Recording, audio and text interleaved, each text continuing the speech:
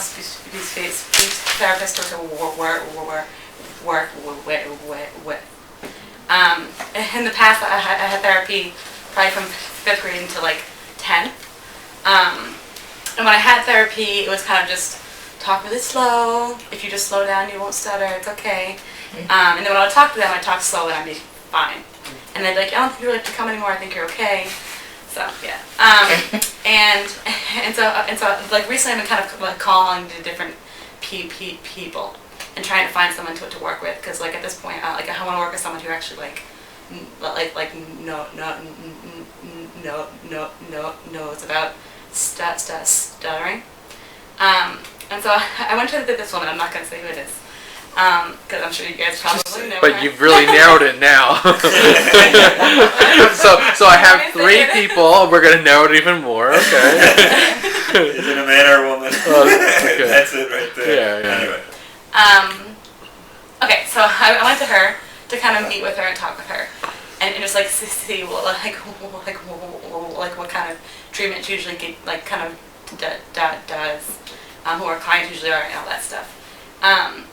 And so I talked to her, and I was like, just asked her a couple of questions, and she ended up kind of just like talking at me for the majority of the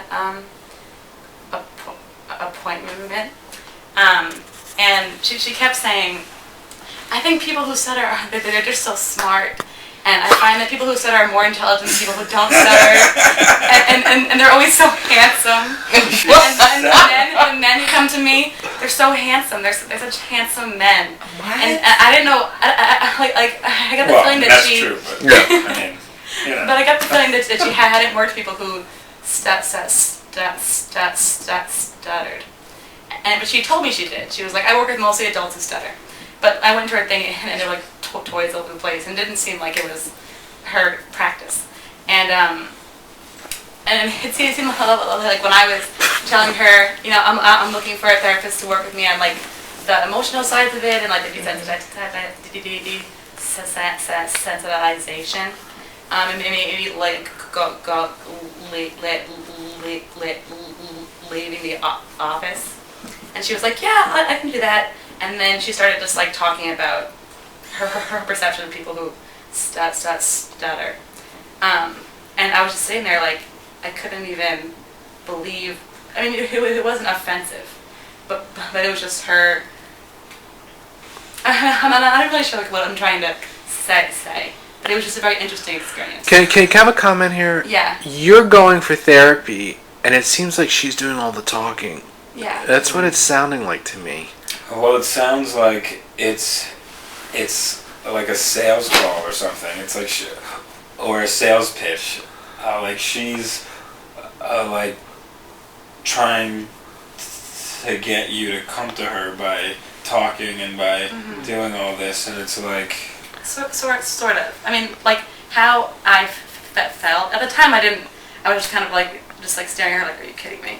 And then I left and I was thinking about it, and I felt like, and then she was asking me like, did you avoid things when you like had this list of questions and she checks off, and she's like, do you feel frustrated? And she'd go, oh. And I was just sitting there like, okay. And she's like, well, you seem like you're a really confident, intelligent person. And I was like, thank you. I know. And she was like, you know, you're really pretty too. And I was like, what are you? She was like, you like because of this, you must be really sad.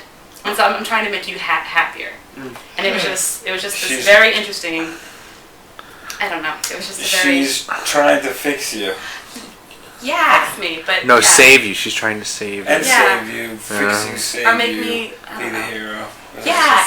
Or she's trying to pick you up, which would be a real problem.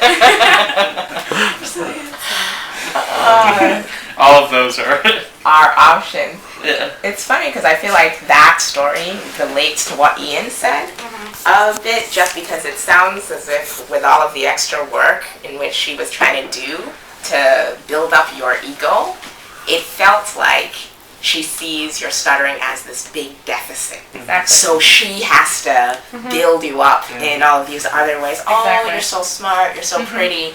And it links to the thing that you said first about, okay, like, why is this so hard for us sometimes, that you said that the place that you began was from seeing your speech as a deficit, and then as a thing to fix. So yeah, that's just a link I see in between the two stories. Yeah. Cell phone. To me, it just felt like pity. And I was just not. And I told her, I was like, I've been feeling frustrated recently, and I want to talk about that. And I wanted her to like care, but I didn't want her to be like, that's so sad. Like, oh my, I feel so terrible for you. It's just like not. I don't know. It's like you're looking for like empathy, but you're not looking for sympathy. Exactly. Stop finishing my sentences. Sorry, I didn't. I'm so kidding.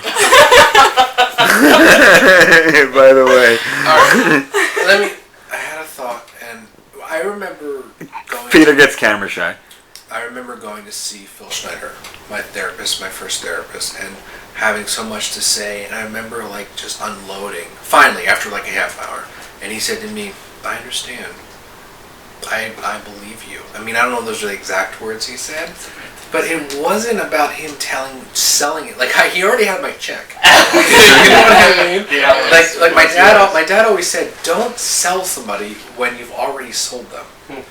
So I'm just, for all of speech pathology, I apologize to you. That's what I want. I accept your apology.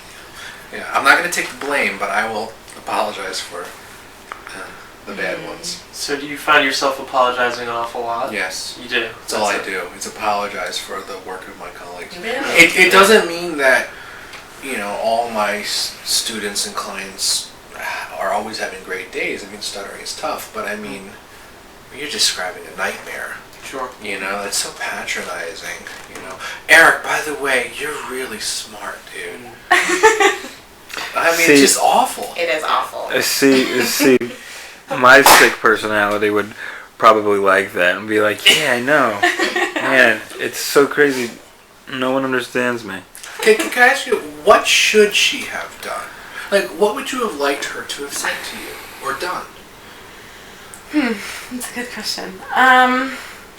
I'm not sure, to be honest. But I guess I was looking for her to just kind of accept it and be like, okay, it's like you like this is where you are, and then we're just gonna like work on it, as opposed to trying to make me be like, oh, it's really bad, but it's not that bad because you're really pretty and you're really smart, and I mean we're gonna like, this is not gonna happen anymore. We're gonna get rid of this. I don't know. I mean, I just wanted her to kind of understand, and she didn't. So that was what I was looking for.